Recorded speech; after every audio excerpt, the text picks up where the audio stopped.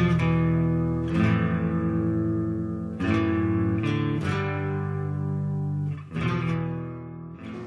I'm Jack from jackstransmissions.com. Thank you for joining us today. We're glad to have you with us.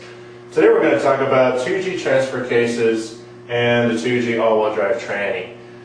Throughout the years, basically from 95 to 96 and then from 97 to 99, they had two different gear ratios.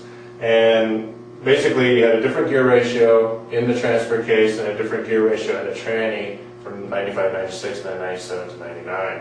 If you mix these two up, you'll put the viscous coupler under quite a bit of load in the tranny, and eventually you can burn it up. The viscous coupler is basically the limited slip for your center differential, and if your front and rear wheels are a different gear ratio, it's going to have to work very hard. And since it is a viscous coupling, it does not like to work hard for extended periods of time or it'll burn up.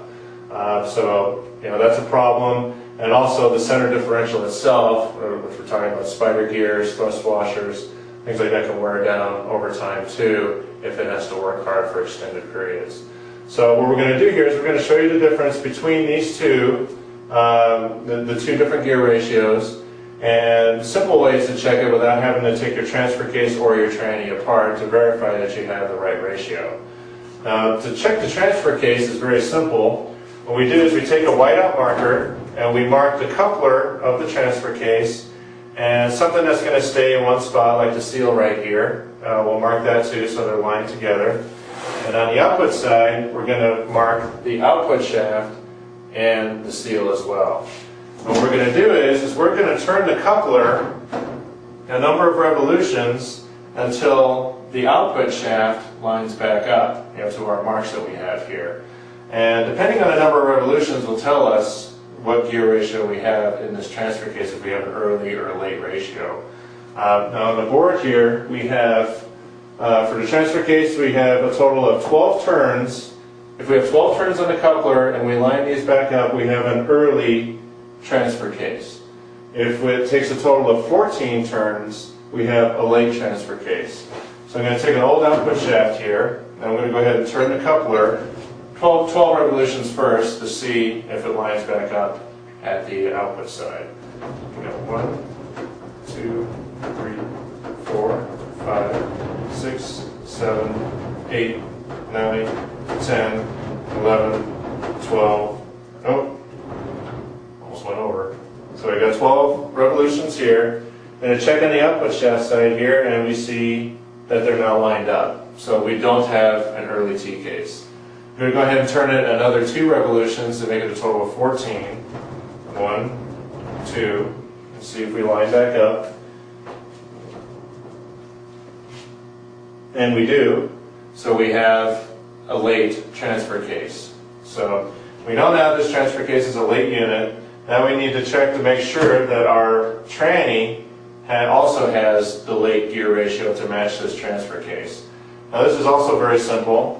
All we do is mark with a whiteout marker again the T-case output shaft on this tranny and the seal, and on the front differential side here we'll mark with a whiteout marker the front diff and the seal. Now the way this is going to work is you're going to put the tranny in gear, and we're going to turn the input shaft to turn the front differential. And now what we want to do is we want to turn the front differential a total of 5 full revolutions. Basically, we're going to turn it 5 times until the marks line back up over here. If the marks line up on the output shaft of the tranny, we have a late tranny. If they do not line up after 5 full revolutions of the front differential, we have an early tranny. So it's very simple. And what we're doing is basically we're checking the front diff, front ring gear in the tranny to see how many teeth it has by doing this test. If we have a 57 tooth front differential ring gear, we have a late gear ratio. If it's a 58 tooth outer ring gear, we have an early differential. And this is the easiest way we found to check this without having to tear the unit completely apart and count the number of teeth you have on your front diff. So we're going to go ahead and turn this and see what we have. I have it set in 5th gear right now, so we have the most number of revolutions on the front diff that we can get away with here to save time. 1, 2,